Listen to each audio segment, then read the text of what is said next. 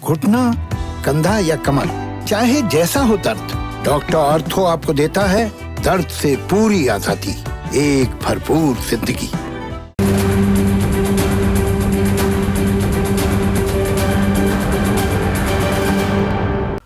नमस्कार, मैं हूं संदीप चौधरी। आज सबसे बड़ा सवाल में हम बात करेंगे मंदिर की। जहां आप पूजा करने जाते हैं, यह आपकी निजी आस्था का सवाल है। मैं उन मंदिरों की बात नहीं कर रहा हूं। मैं टेंपल्स ऑफ डेमोक्रेसी की आज बात करने वाला हूं। लोकतंत्र के मंदिर। भारत को अगर विश्व गुरु बनना है तो हमें शिक्षा, जहां हम शिक्षा प्राप्त करते हैं, हमारे स्कूल, हमारे कॉलेज, हमारे मंदिर हैं, इन्हें दुरुस्त और मजबूत करना होगा। और दूसरे मंदिर हैं हमारे अस्पताल। अगर हम पढ़े लिखे होंगे और सेहतमंद होंगे तभी देश विश्व गुरु बन सकता है। और अस्पतालों के हाल कितने बेहाल हैं, यह आपने देखा है। भुक्तभोगी हैं आप, मैं, हम सब। पिछले 1.25 साल में हमारी स्वास्थ्य व्यवस्था का भंडाफोड़ हो चुका है। 3,88,000 लोगों की मौत हुई। बेड की कमी, अस्पताल में ऑक्सीजन की कमी, वेंटिलेटर की उपलब्धता नहीं हो पाई, दवाइयों के लिए मारामारी, यह सब आप इससे वाकिफ हैं। और जब पोल खुलती है व्यवस्था की तो एक नॉर्मल रिएक्शन क्या होता है कि उसे दुरुस्त किया जाए। अब हम तीसरी लहर की भी बात कर रहे हैं, उसकी आशंका भी लगातार जाहिर की जा रही है। हम कितने तैयार हैं, यह सबसे अहम सवाल होना चाहिए, जिस पर हम चौथे स्तंभ वाले, हम मीडिया वाले भी गौर नहीं करते हैं। लेकिन न्यूज़ 24 को आपकी परवाह है। हम आपके सरोकारों की बात करते हैं।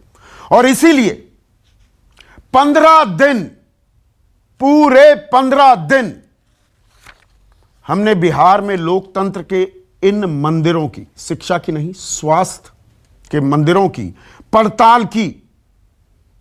हमने ऑपरेशन B38 को अंजाम दिया। बी फॉर बिहार 38, 38 जिले हैं बिहार में। हर जिले में हम गए और कई जिलों में 2-2 जगह भी हम गए।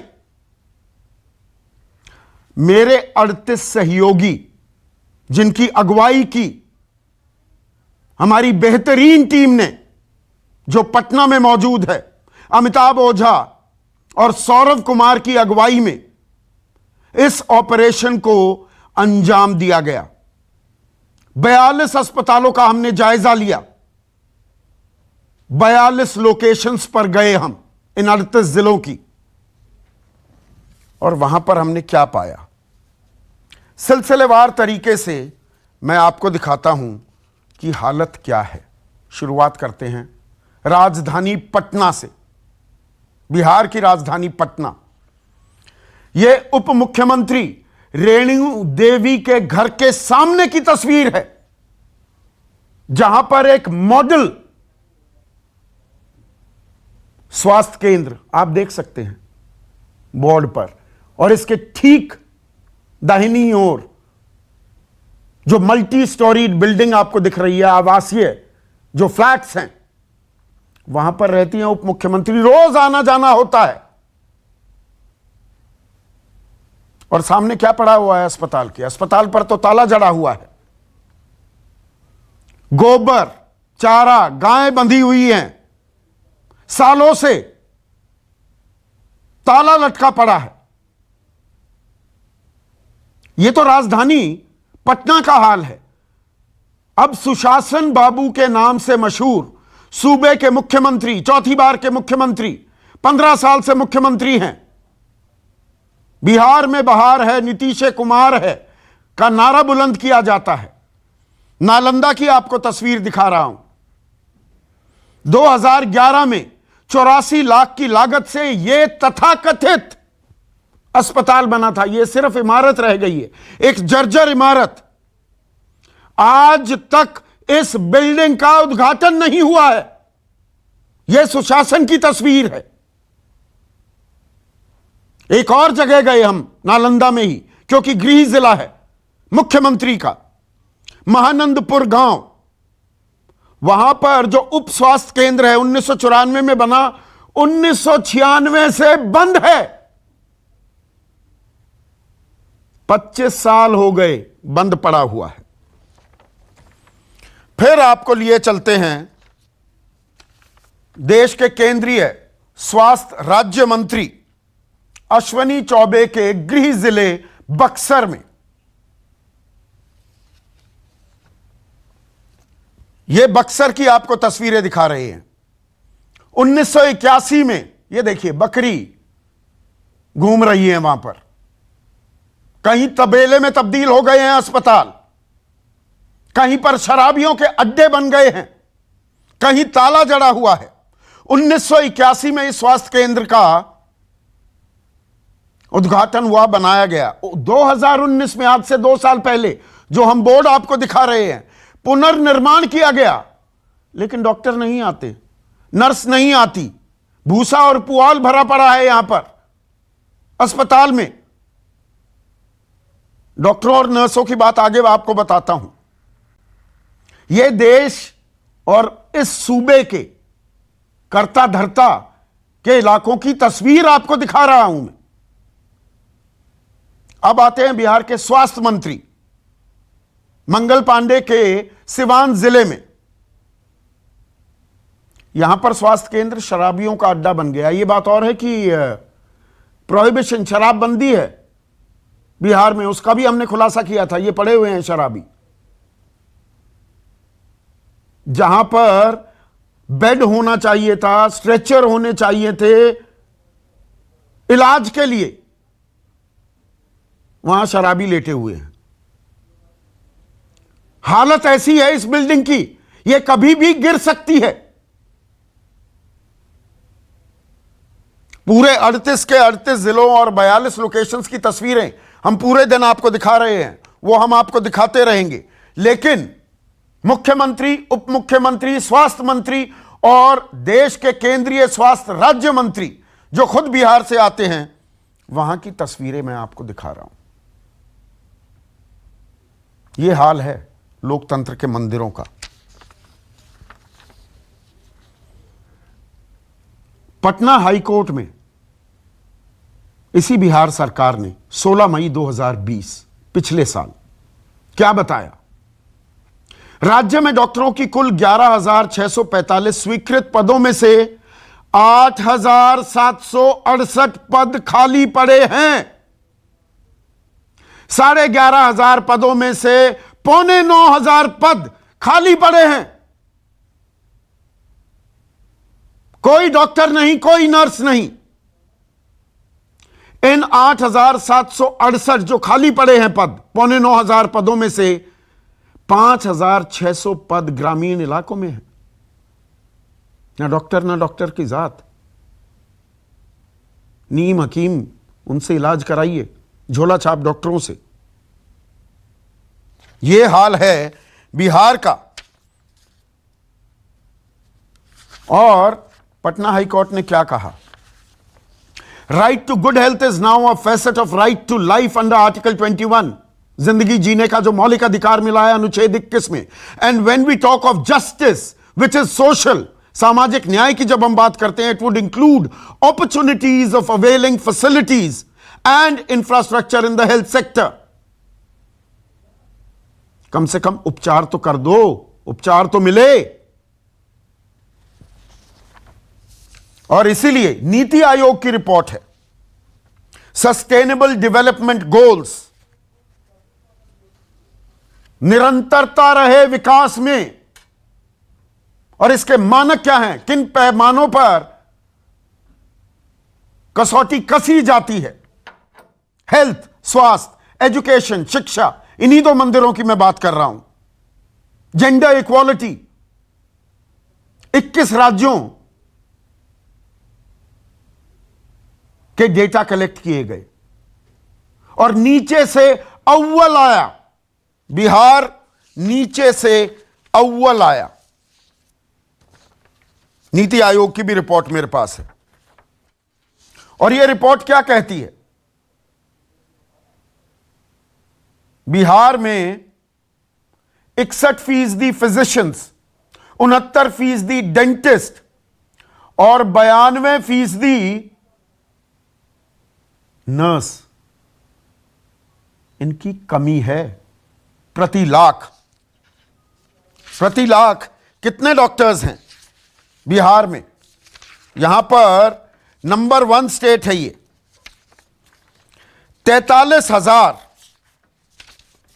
एग्जैक्ट आंकड़ा आपको बता देता हूं, 43,788 लोगों पर सिर्फ एक डॉक्टर है बिहार में। WHO कहता है 1,000 लोगों पर एक डॉक्टर होना चाहिए। यहां 43,788 लोगों पर एक डॉक्टर है। और यह बात सिर्फ बिहार की नहीं है। मैं सिर्फ बिहार की बात करके बात को खत्म नहीं करूंगा, यह पूरे देश की तस्वीर भी आप देखेंगे। उत्तर प्रदेश में 21,702 लोगों पर एक डॉक्टर, झारखंड में 21,157 लोगों पर एक डॉक्टर, मध्य प्रदेश में 18,276 लोगों पर एक डॉक्टर, छत्तीसगढ़ में 17,829 लोगों पर एक डॉक्टर।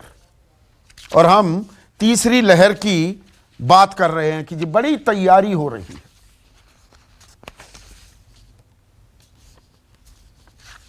एक लाख लोगों पर कितने बेड हैं देश में? बिहार में 1 लाख लोगों पर 26 बेड हैं। 26 लाखों की संख्या में गए थे ना कोरोना संक्रमण के आंकड़े, 4-4 लाख का भी आंकड़ा पार किया। 1 लाख लोगों पर 26 बेड हैं। उत्तर प्रदेश में 125, राजस्थान में 121, मध्य प्रदेश में 79, उड़ीसा में 59, छत्तीसगढ़ में 61। और हम बड़ी बड़ी बातें करते हैं। दक्षिण राज्यों में हाल ठीक है, कर्नाटक में 398 बेड हैं, केरला में 282 हैं, तमिलनाडु में 205 हैं। लेकिन जो ये काउ बेल्ट है, गाय पट्टी जो है, जो हिंदी भाषी इलाके हैं, वहां का हाल क्या है? और इसके बारे में कोई चर्चा नहीं करता। और जब चर्चा की जाती है और पड़ताल की जाती है, मैं इसे खुलासा नहीं कहूंगा, हम भी मीडिया वाले मूलभूत सुविधाओं पर ध्यान ही नहीं जाता। हिंदू मुसलमान करने से हमें फुर्सत नहीं मिलती। पाकिस्तान का हाल क्या है यह बताने के लिए हम घंटों भर के कार्यक्रम बना देते हैं। चीन आजकल हमारी नई फैसिनेशन बना हुआ है। अपने देश का हाल क्या है, अपने गिरेबान में हम नहीं झांकते हैं।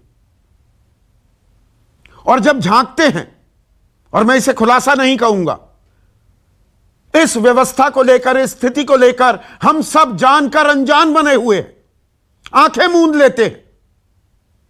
18% लोग ही बिहार में इलाज कराते हैं, और गांव देहात में सब लोग पटना की तरफ भागते हैं। और जब हम तफ्तीश तहकीकात करते हैं तो क्या कहते हैं? जेडीयू सत्ताधारी दल और बीजेपी साझा सरकार चला रहे हैं। 2 साल बीच में छोड़ दो, 15 साल से साझा सरकार है। वो क्या कहते हैं कि जिम्मेदारी किसकी है? सुनिए।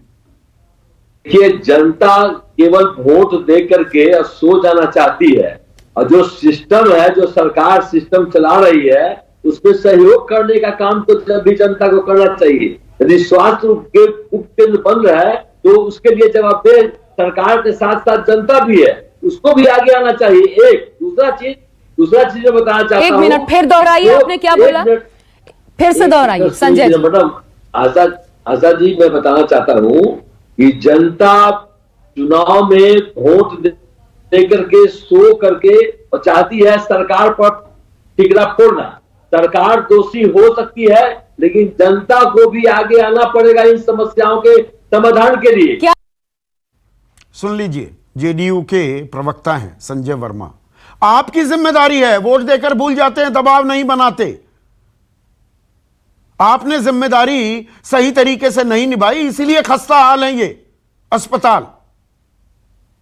नेताओं के लिए तो क्यों तोड़कर एम्स है ना, वहां पर इनके लिए बेड तैयार रहते हैं, तो आपकी जिम्मेदारी है।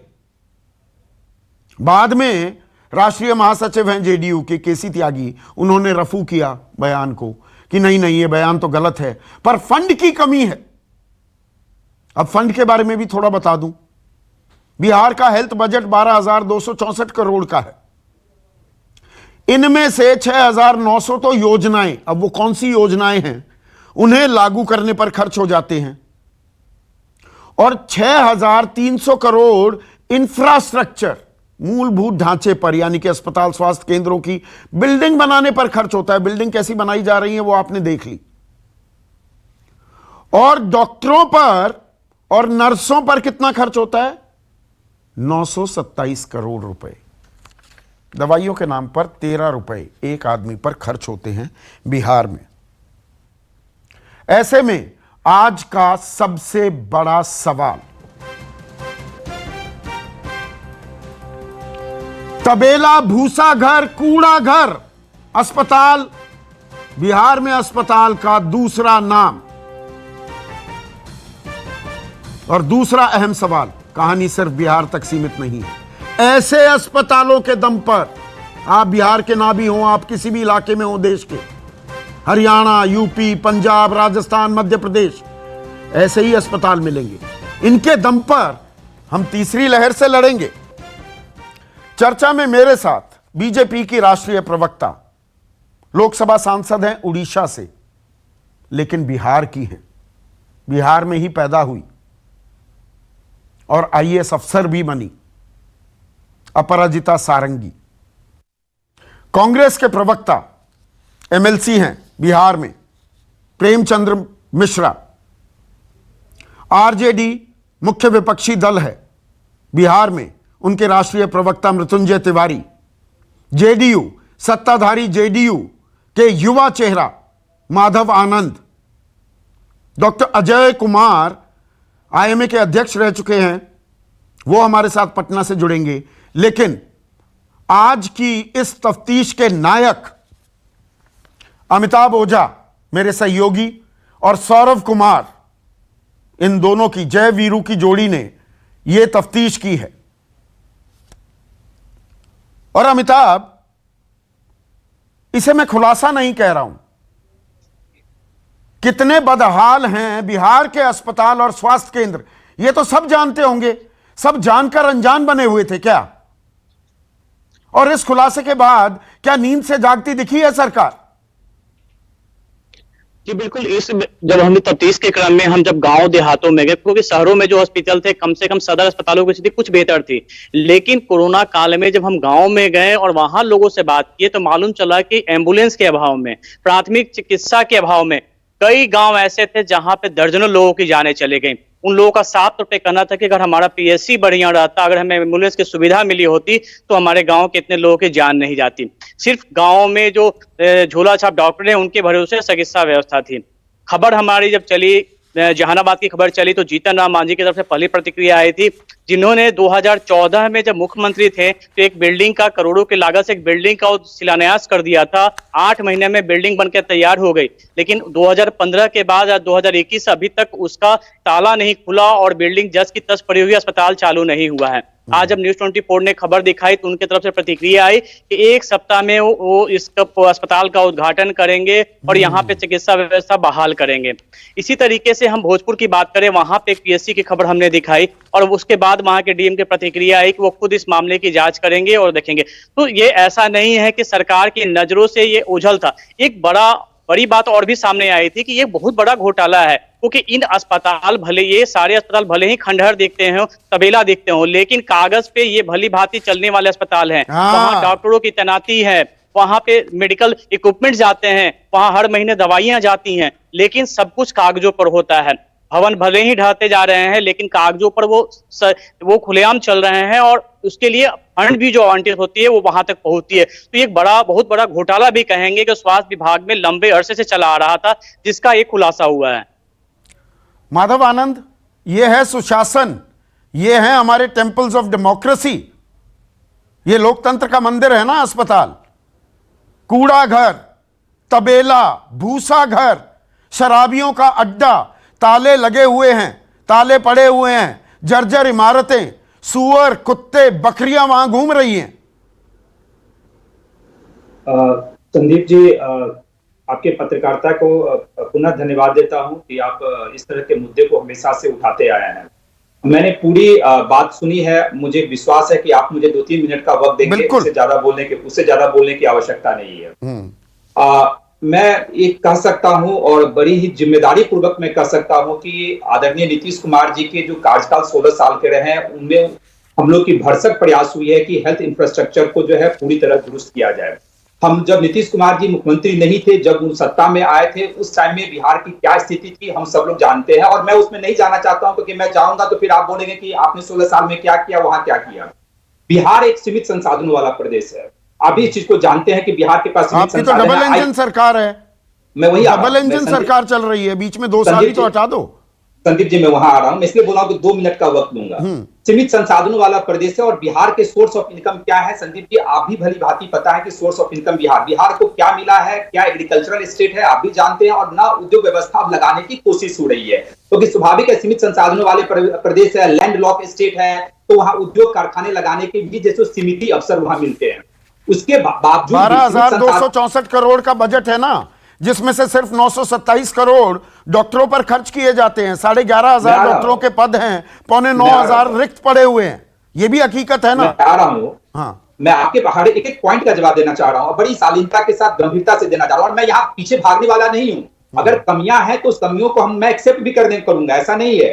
तो सरकार ने पूरी कोशिश की है, सीमित संसाधन में संतुलन बनाने की आवश्यकता है, और हम लोग संतुलन बनाने की कोशिश कर रहे हैं। बार बार आपको याद होगा, आप हमेशा मेरे बारे में कहते हैं कि युवा अर्थशास्त्री या छात्र, जो भी आप वर्ड यूज करते हो मेरे लिए। मैंने जब हम लोग दलगत भावनाओं से ऊपर उठ के, जब मैं विपक्ष में भी था, उस समय भी मैं कहा करता था कि बिहार को एक विशेष राज्य का दर्जा अगर नहीं मिल सकता है कॉन्स्टिट्यूशन के अकॉर्डिंग, जो हमेशा से केंद्र सरकार कहती आ रही है, तो एक विशेष आर्थिक पैकेज की आवश्यकता है संदीप जी। और जहां तक आपने रूरल हेल्थ इंफ्रास्ट्रक्चर की बात करी, कमोवेश बिहार क्या, आप तमाम अन्य राज्यों का भी उदाहरण लीजिए, कमोवेश वही स्थिति है। बिहार की एक सीएजी की रिपोर्ट का जिक्र करना चाहूंगा। कंट्रोलर एंड ऑडिटर जनरल, और अपराजिता इससे वाकिफ होंगी, तब ये सर्विंग आईएएस ऑफिसर थी, और ये रिपोर्ट आपने सदन में भी पेश की। इस रिपोर्ट को कोट कर रहा हूं। 2006-7 शुरुआती सालों में आपके राज के 12 मेडिकल कॉलेजेस के निर्माण की बात कही गई। 2018 तक 2 मेडिकल कॉलेज बने, सिर्फ 2, और 2018 तक 61 नर्सिंग इंस्टीट्यूट्स बनने थे। कितने बने माधव, आपको पता होगा? 2। 61 में से 2 बने, 12 मेडिकल कॉलेजों में से 2 बने 2006-7 से 2018 के बीच। सीएजी की रिपोर्ट है, मेरी रिपोर्ट नहीं। जो पेपर पे आप जो कह रहे हैं, मैं उस बात से आपने की भी बात कही, उसको हम लोगों ने भी पढ़ा है। आदरणीय नीति आयोग ही रिपोर्ट बनाती है, लेकिन मैं यही बात बार बार दोहराता हूं कि बिहार को अगर मजबूत बनाना है, सशक्त बनाना है, आत्मनिर्भर बनाना है, तो एक विशेष राज्य का दर्जा या विशेष आर्थिक पैकेज की कौन देगा? कौन देगा जी? निश्चित रूप से सरकार आपकी, केंद्र में सहयोगी बीजेपी की सरकार, डबल इंजन सरकार की बात करते हैं, बाहर की बात करते हैं, बिहार में सुशासन की बात होती है, कौन देगा? संदीप जी, यही मैं बार बार कह रहा हूं, डबल इंजन की सरकार है, आपने सही कहा, और मैं कहां इंकार कर रहा हूं कि डबल इंजन की सरकार नहीं है, दोनों जगह अपनी सरकारें हैं। लेकिन केंद्र सरकार को हम लोग अपील ही कर सकते हैं। लगातार हम लोग के आदरणीय मुख्यमंत्री जी ने भी कुछ दिन पहले कहा कि हमारी एक पुरानी मांग है, और आदरणीय तेजस्वी यादव जी, मैं यहाँ राजनीति करने के लिए नहीं बैठा हूं, दलगत भावनाओं से ऊपर उठ के हम लोगों ने एक स्वर से कहा है कि बिहार की जो भौगोलिक स्थिति है, बिहार की जो आर्थिक स्थिति है, उस स्थिति को ध्यान में रखते हुए एक विशेष राज्य का दर्जा देना चाहिए, और विशेष राज्य का दर्जा अगर नहीं दे पा रहे हैं तो एक विशेष आर्थिक पैकेज की आवश्यकता है। जो पार्टी आपको विशेष राज्य का दर्जा नहीं दे रही, उसके साथ आप साझा सरकार चला रहे हैं। देखिए, कमाल का विरोधाभास है। नहीं, कोई विरोधाभास नहीं सत्ता की मलाई भी काटनी है? नहीं, मैं सीधी बात पूछता हूं। मैं जवाब दे रहा हूं। बीजेपी नहीं दे रही ना, पर आप उनके साथ मिलकर सत्ता की मलाई भी खाएंगे, ये कौन सी बात हुई? मैं जवाब देता हूं। चित भी मेरी, पट भी मेरी। मैं जवाब देता हूं आपको इस चीज का। जहां तक विशेष आर्थिक पैकेज की बात है या विशेष, कह दीजिए सरकार नहीं चलाएंगे, 2 विशेष राज्य का दर्जा। सरकार एक कॉमन मिनिमम प्रोग्राम पे चलती है। जहां तक केंद्र सरकार की बात है, केंद्र सरकार से आप या हम या नागरिक कोई भी अपील कर सकते हैं। केंद्र सरकार का वो अधिकार क्षेत्र में आता है और अपील कर सकते हैं। मांग कर ही रहे, हम लोग तो मांग कर रहे हैं। ठीक है, अपराजिता हटा देना, सरकार गिरा देना या सरकार नहीं, अपराजिता आप बिहार से ही आती हैं, और जो टेम्पल्स ऑफ डेमोक्रेसी का मैं जिक्र कर रहा हूं, हमारे शिक्षण संस्थान और हमारे अस्पताल, आपके माता पिता टीचर्स थे। आज मैं शिक्षण संस्थानों की बात नहीं कर रहा हूं, आप लगातार टॉपर रही अपने स्कूल कॉलेज में, आपने इस दलदल में भी कमल खिलाया, आपकी पार्टी के ही सिंबल की बात कर रहा हूं। लेकिन जो ये दलदल है, ये अस्पताल जिस दलदल में है, ये चिंता का सबब नहीं है क्या? ये कौन से सुशासन की बात कर रहे हैं आप सबको मेरा नमस्कार। मैं आपके चैनल को इस गवेषणा के लिए, इस तफ्तीश तहकीकात के लिए बहुत धन्यवाद देना चाहती हूँ। बहुत ही अच्छा अध्ययन किया है और सही चित्र को सबके सामने रखा है। मुझे लगता है हम सबको दर्पण में अपने चेहरे को देखने का साहस होना चाहिए। मैं भारतीय जनता पार्टी की प्रवक्ता होने के नाते बैठी हूं और मुझे ज्ञात है कि भारतीय जनता पार्टी और जेडीयू की मिलित सरकार है। लेकिन मैं आप सबको कह दूं कि इन चित्रों को देखने के बाद और इस खुलासे के बाद मैं किसी भी तरह के बचाव के लिए नहीं बैठी हूं। कोई डिफरेंस इसका हो ही नहीं सकता है। जहां तक स्वास्थ्य की बात है, जहां तक शिक्षा की बात है, मुझे लगता है जो सच है वो सच है और सच को स्वीकारना होगा। और मुझे देखिए 2-3 चीजें मैं कहना चाहूंगी। राजनीतिक इच्छा शक्ति की जरूरत है। मैं ऐसा कभी नहीं कहूंगी पिछले दिनों में कौन सा राजनीतिक दल था, आपने कहा 2 सालों को छोड़कर यही सरकार चली आ रही है। मैं मानती हूं ऐसा कुछ नहीं है। विरासत में भी खराब स्थितियां मिलती हैं। केंद्र सरकार की जो 15 साल तो बहुत होते हैं ना। लेकिन मैं कह दूं राजनीतिक इच्छा शक्ति की जरूरत है। तो कौन लाएगा? सरकार आपकी केंद्र में होनी चाहिए। केंद्र में आपकी सरकार, मैं कह रही हूं और अर्थव्यवस्था को सुधारने की जरूरत है। देखिए राज्य सरकार ये नहीं कह सकती है कि हर बार एक पैकेज चाहिए। मुझे लगता है निश्चित तौर पर केंद्र सरकार राज्य सरकारों के साथ खड़ी है, लेकिन राज्य सरकार को भी अपनी अर्थव्यवस्था की सुधार की दिशा में कदम उठाने होंगे। अर्थव्यवस्था में सुधार लाना होगा और स्वास्थ्य की दिशा में समीक्षा करे राज्य सरकार। समीक्षा कौन करेगा पराजिता? इसलिए मैं 38 के 38 जिलों की 42 लोकेशंस की तस्वीरें हैं मेरे पास। मैं इसे लगातार 3 घंटे दिखा सकता हूं, पर मैंने 4 तस्वीरें दिखाई। यह प्रदेश कौन चला रहा है? स्वास्थ्य व्यवस्था किसके हाथ में है? रेणु देवी उप मुख्यमंत्री हैं। दिखाइए पटना की तस्वीर। जहां वो रहती हैं, जहां उनका फ्लैट है, उसके ठीक सामने यह मॉडल स्वास्थ्य उपकेंद्र है। यहां गोबर और कूड़ा और भूसा रोज इसके आमने सामने जाती हैं। और मेरे सहयोगी सौरभ यही हैं, इनसे भी बात करूंगा। नीतीश कुमार, नालंदा उनका गृह जिला है। 2011 में जो अस्पताल बना 84 लाख की लागत से, उसका आज तक उद्घाटन नहीं हुआ। अश्वनी चौबे, सिवान जिले में हबीबनगर का स्वास्थ्य केंद्र शराबियों का अड्डा बन गया है, बक्सर में। और सिवान में मंगल पांडे, जहां से आते हैं, स्वास्थ्य मंत्री हैं सूबे के, वहां ना नर्स आती है ना डॉक्टर आते। तो ये दिए तले अंधेरा हो रहा है ना। जी बिल्कुल सही।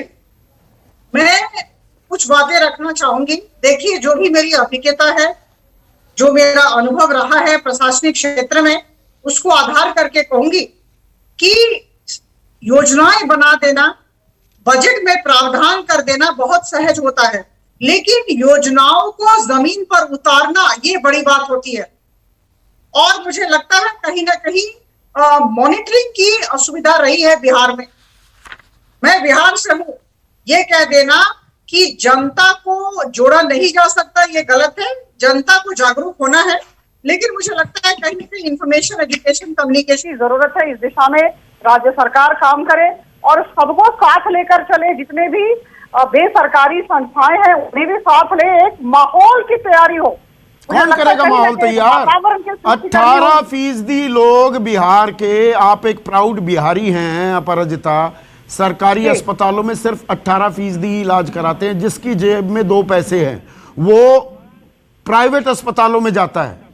मतलब गरीब गुरबों के लिए छोड़ दिए, ये वहां पर सुअर और कुत्तों के बीच, बकरियों के बीच खड़े होकर अपना इलाज कराएं। इलाज तो क्या होगा, ताले जड़े हुए हैं, डॉक्टर नर्स आते नहीं हैं, 8,500-9,000 डॉक्टरों के रिक्त हैं पद। मॉनिटरिंग क्यों नहीं होती है? मेरा प्रश्न है, मॉनिटरिंग क्यों नहीं होती है? कौन करेगा मॉनिटरिंग? सरकार की जिम्मेदारी है ना। राज्य सरकार, जिला प्रशासन, शासन और प्रशासन की बहुत जिम्मेदारी है। जहां भी आप अच्छे स्वास्थ्य के मापदंड देखते हैं या शिक्षा के मापदंड देखते हैं, समझ लीजिए वहां पर अच्छी मॉनिटरिंग हो रही है। मुझे मॉनिटरिंग पर बहुत विश्वास है, तदारक पर बहुत विश्वास है। आदरणीय प्रधानमंत्री जी भी इस पर बहुत ज्यादा जोर देते हैं और बहुत सही कहते हैं। देखिए, अगर कहीं टारगेट दिया गया या कोई स्कीम है तो जिला कलेक्टर, मॉनिटरिंग हो नहीं रही, प्राथमिकता नहीं है ना। स्वास्थ्य हमारी प्राथमिकता नहीं है। आप लोगों का तो इलाज हो जाएगा, एम्स में तुरंत आपके लिए बेड मिल जाएगा, आम आदमी धक्के में खाता फिरे। ये तो प्राथमिकताओं का सवाल हो गया ना अपराजिता। जिम्मेदारी है जी, राज्य सरकार को, जिला प्रशासन को इस दिशा में बहुत ध्यान देना होगा। और आपने जो ये तफ्तीश की, मुझे लगता है कि इसे शासन के पास अब जरूर पहुंचाएं। ये बहुत ही अच्छा आपने अध्ययन किया है और इसे ही बेस बनाकर वो एक्शन प्लान तैयार करें अपना, कहाँ क्या होना चाहिए। आपने एक चीज कही अभी, मुझे बहुत ही मुझे आश्चर्य में मैं पड़ गई। ये पैसे खर्च हुए हैं लेकिन तबेला जैसा लग रहा है। और अगर पैसे खर्च हुए तो वो पैसे गए कहाँ? एग्जैक्टली। यहाँ तो करप्शन, मुझे लगता है वो भी एक एंगल है। Corruption is also an angle. इसको मानना ये तो पड़ेगा, मुख्यमंत्री स्वीकार के करना गृह जिले की तस्वीरें दिखा रहा हूं मैं। 2011 में अस्पताल बना 84 लाख की लागत पर, उसका उद्घाटन तक नहीं हुआ आज तक जी। और मेरे सहयोगी उप मुख्यमंत्री का जहां पर फ्लैट है रेणु देवी का पटना में, उसके ठीक सामने ये जो मॉडल स्वास्थ्य केंद्र है, ये जो मैंने शब्द इस्तेमाल किए सौरभ और आपने और अमिताभ ने और आपकी पूरी टीम ने कमाल की तफ्तीश की है। ऐसा नहीं है लोग जानते नहीं थे, पर यह आंखें खोलने के लिए यह बहुत जरूरी था। ये आंखें खुली भी हैं, या रेणु देवी की जैसे रोज आंखें बंद रहा करती, मॉडल स्वास्थ्य केंद्र से वो निकलती होंगी, अपने घर से निकले तो सामने है ये मॉडल स्वास्थ्य केंद्र, किसी की निगाह नहीं पड़ी, अब खुल रही हैं क्या आंखें?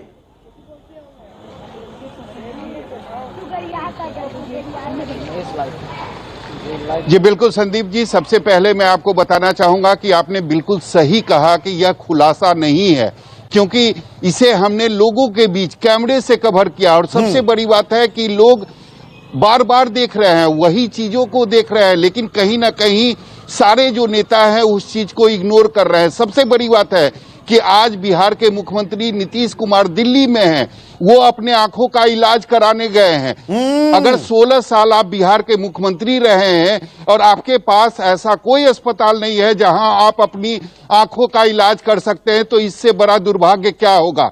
और दूसरी बात मैं आपको बताना चाहूंगा, जहां मैं मौजूद हूं, मेरे पीछे आप देख सकते हैं, यह शेखपुरा जो कि पटना का एक मोहल्ला है, वहां का ये मॉडर्न स्वास्थ्य उपकेंद्र है। और यहाँ की स्थिति आप देख सकते हैं कि चारों तरफ केवल जंगल ही जंगल दिखाई दे रहा है। ताला देखकर ऐसा लगता है कि कई महीनों से यह ताला खुला नहीं है। और यह का क्या इलाज होगा सौरभ? यहाँ पर स्वस्थ आदमी भी चला जाए, वो बीमार पड़ जाए। वो अपार्टमेंट है, ये वो ये वो अपार्टमेंट है जिसमें बिहार की डिप्टी सीएम रेणु देवी रहती है। हालांकि अब उन्हें डिप्टी सीएम बनने के बाद सरकारी आवास मिल गया है, लेकिन यहां पर अभी भी उनके परिवार रहते हैं। 2-3 दिन में वो हमेशा यहां पर आती हैं। तो निश्चित तौर पर इस छोटे से जो उपकेंद्र है और इसकी जो बदहाली है उस पर जरूर उनकी नजर जाती होगी।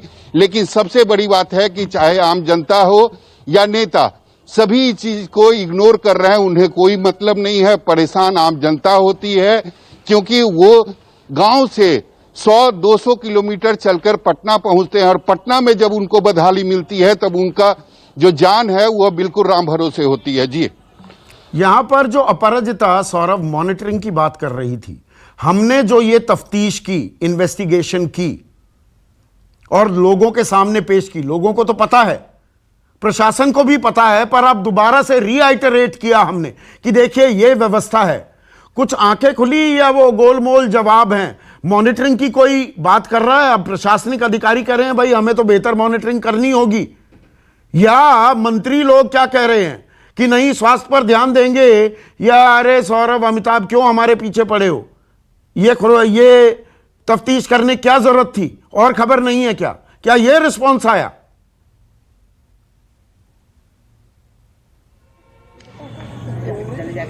जी बिल्कुल, कुछ नेताओं से हमने बात की तो उनका यही कहना था कि बिहार में दिखाने के लिए कई चीजें हैं जो पॉजिटिव हुई है, जो सकारात्मक हुई है। मीडिया की नजरें वहां नहीं जा रही है, न्यूज 24 का कैमरा वहां नहीं जा रहा। आप लोग केवल वो चीज दिखा रहे हैं जो जिसमें स्थिति खराब है। तो सबसे बड़ी बात है कि अगर 16 साल आपने सरकार चलाई है, उसके बाद भी अगर स्वास्थ्य व्यवस्था का यह हाल है तो जिम्मेदार कौन है?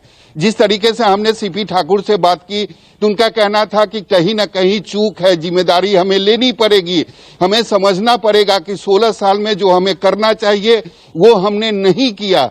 लेकिन सबसे बड़ी बात है कि बाकी अगर नेताओं की बात करें तो उनका साफ कहना है कि हमें जो बिहार 16 साल पहले मिला था वह कुछ भी नहीं था। यानी अभी भी आरोप आरजेडी की सरकार पर लगाया जाता है, क्योंकि जो पहले चरबा, अरे भाई नवजात बच्चा भी, नवजात शिशु 18 साल में बालिग हो जाता है, तो बालिग होने का इंतजार कर रहे हैं जी। 18 साल पूरे होने दो, तब कर देंगे हम बिहार को सपनों का बिहार बना देंगे। सौरभ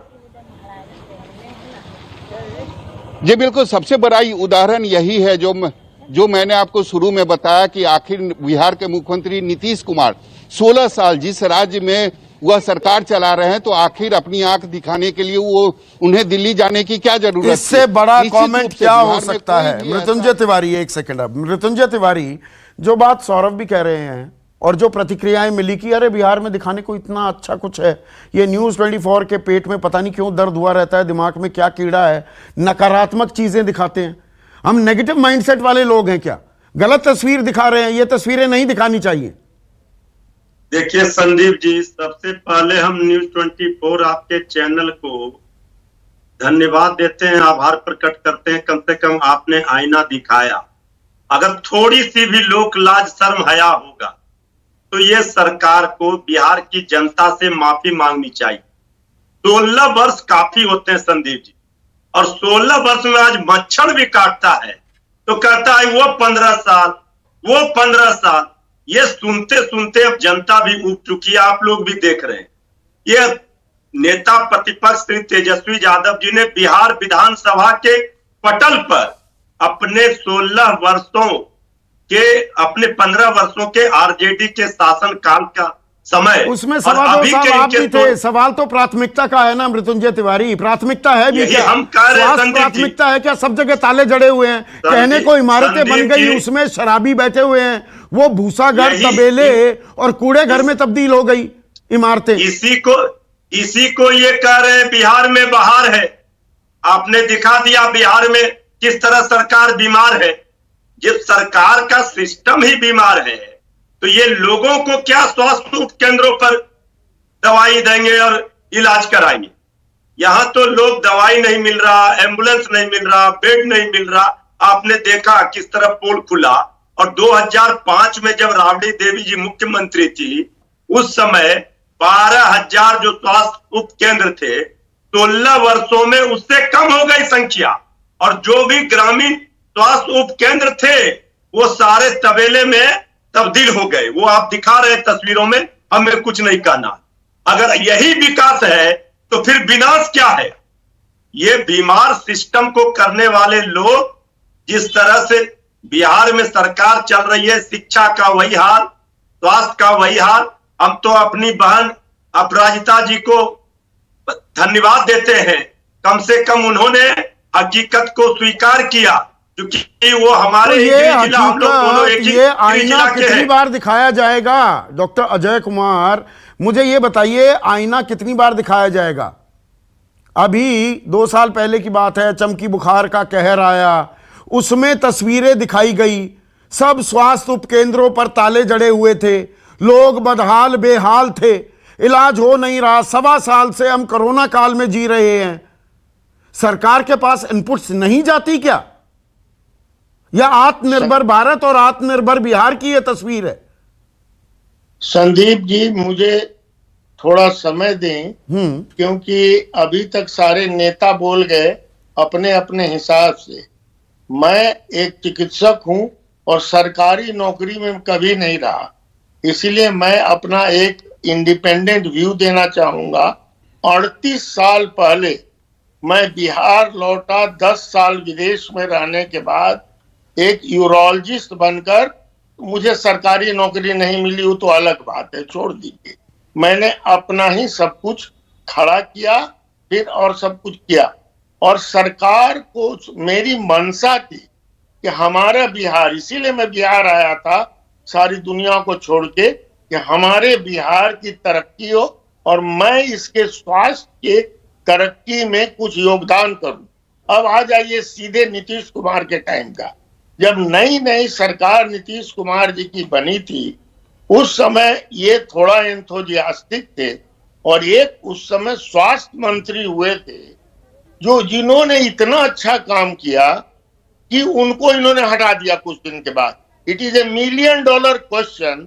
यदि आप सौरभ जी से पूछिएगा, इनको सब कहानी मालूम है कि उन मंत्री को इन्होंने क्यों हटाया जो इतना अच्छा काम कर रहे थे कि उप केंद्रों में सब जगह मरीजों की संख्या बढ़ी, दवाइयां मिलने लगी, डॉक्टर जगह पर हुआ, और उनको इन्होंने निकाल दिया। धीरे धीरे स्थिति ऐसी हुई कि ये किसी का, शुरू में इन्होंने डॉक्टरों की एक कमिटी बनाई जो इनको एडवाइस करे कि ये किस तरह से हम इलाज करें, क्या करें, स्वास्थ्य में सुधार करें। अरे भाई, मैं भी उसमें था। हम लोगों ने अपनी रिपोर्ट दी, वो चला गया डस्टबिन में। और नहीं डॉक्टर अजय कुमार, जो सौरभ बता रहे हैं, आज की तारीख में मुख्यमंत्री दिल्ली आए हुए हैं अपनी आंखों का इलाज करवाने के लिए। Absolutely, absolutely. मतलब बिहार में आंखों का इलाज नहीं हो सकता मुख्यमंत्री का भी? यह दुखद स्थिति है। ये आज का मुख्यमंत्री नहीं, एक और मुख्यमंत्री होते थे, Indira Gandhi institute of medical sciences में उन्होंने गैस्ट्रोएंटरोलॉजी का उद्घाटन किया, सर्जरी का, और अगली फ्लाइट पकड़ के पर दिल्ली चले गए वहां, और वहां जाके अपना गॉल ब्लडर का ऑपरेशन कराया। जब नेता लोग समझते हैं कि उनका खून खून और हमारा खून पानी है, और उनका गम गम और मेरा गम कहानी है, उस प्रांत में कुछ नहीं होने वाला है। मैंने बहुत कोशिश की। नीतीश जी हमसे नाराज रहते हैं इसलिए कि मैं सीधी बात बताता हूं, और ये आदत मुझसे ही नहीं है। वो इतने एरोगेंट हो गए हैं कि किसी की बात नहीं सुनते। मैंने कहा कि आपको मॉनिटर करना है, मैंने ये नहीं, ये मॉनिटरिंग क्यों नहीं हो पा रही? मैं आपसे राजनीतिक बयान नहीं चाह रहा हूं। मॉनिटरिंग क्यों नहीं हो पा रही डॉक्टर अजय कुमार? एक मिनट बोलने दीजिए। You are absolutely right.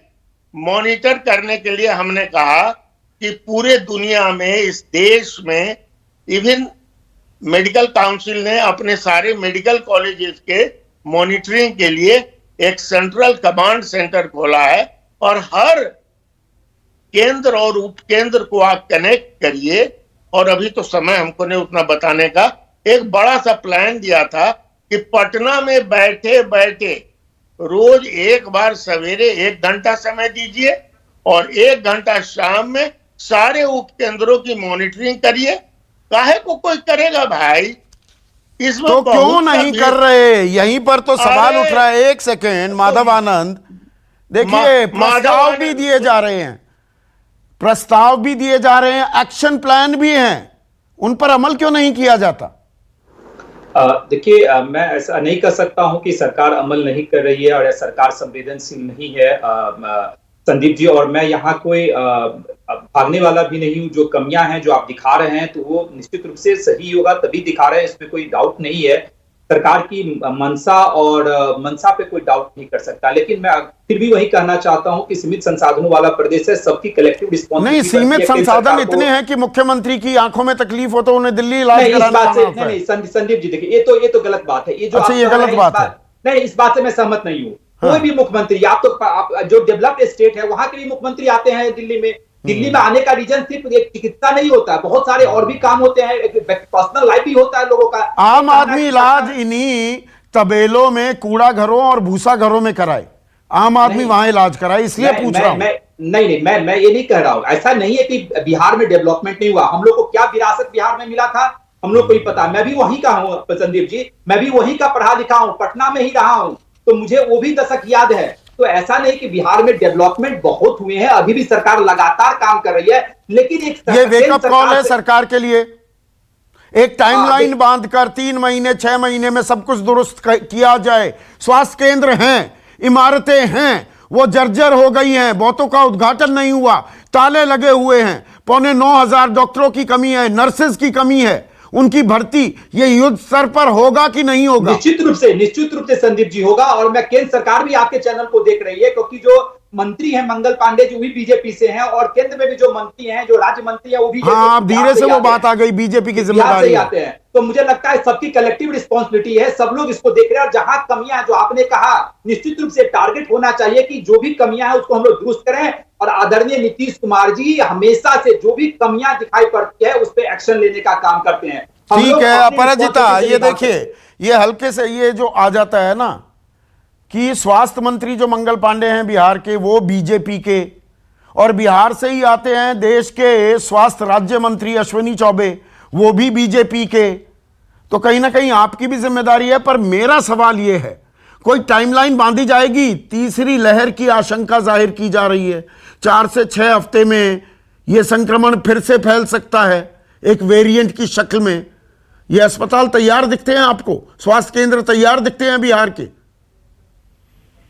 देखिए, 2 तरह की बातें आपने कही हैं, मुझे थोड़ा समय दें, मैं उत्तर देना चाहूंगी। सर्वप्रथम ये जो तीसरी लहर की बात आपने कही, प्रधानमंत्री जी ने सबको कहा है कि सुरक्षा कवच सबको दिया जाए और इस दिशा में वो कार्यरत हैं। आदरणीय श्री नीतीश कुमार जी ने भी कहा है कि करीबन 6 महीनों में 6 करोड़ लोगों को टीकाकरण करेंगे, और ये बहुत ही अच्छी निष्पत्ति है, बहुत अच्छा निर्णय है। और हर दिन 3,30,000 लोगों को टीका देंगे, और ऐसी व्यवस्था वो करेंगे, मेरा विश्वास है वो करेंगे।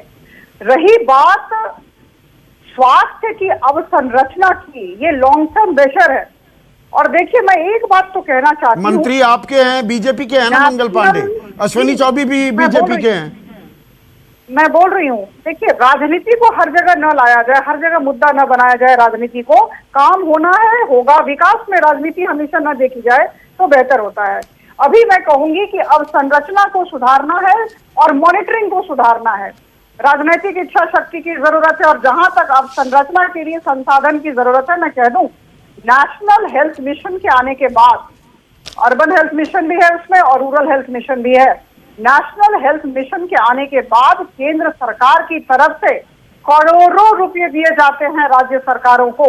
राज्य सरकार कैसा प्रबंधन करती है या राज्य सरकार के ऊपर निर्भर करता है। मॉनिटरिंग को बढ़ानी होगी, करप्शन को बंद करना होगा, जहां लीकेजेस हैं उसको बंद करना होगा, और डे टू डे मॉनिटरिंग हो। तो ये जो टेम्पल्स ऑफ डेमोक्रेसी मैंने कहा, लोकतंत्र के जो ये मंदिर हैं, ये कितने बदहाल हैं। हम विश्व गुरु बनने की बात तो छोड़िए, तीसरी लहर भगवान न करे आए, पर जानकार आशंका जाहिर कर रहे हैं, विशेषज्ञ ये कह रहे हैं। तो हमारी तैयारी कितनी है? और बिहार एक वानगी है, देश के बहुतेरे राज्यों में यही हाल है स्वास्थ्य केंद्रों का। तो जो ये लोकतंत्र का मंदिर है, हमारे जो अस्पताल, जो हमारे स्वास्थ्य केंद्र हैं, इन्हें दुरुस्त करने के लिए भी तत्काल केंद्र और राज्य सरकारें एक इमरजेंसी मीट करेंगी, नहीं करेंगी क्या नहीं करनी चाहिए बैठक कि स्वास्थ्य सेवाओं को दुरुस्त किया जाए? यह हमारी प्राथमिकता नंबर 1 होनी चाहिए। इस उम्मीद के साथ कि सरकार की प्राथमिकताएं, सरकारों की प्राथमिकताएं बदलेंगी। नमस्कार। खास जड़ी बूटियों से बना पेट सफा आयुर्वेदिक चूर्ण आज ही ले आएं। पेट सफा पहली रात से ही असर दिखाता है और इसकी आदत भी नहीं पड़ती। पेट सफा हर रोग दफा।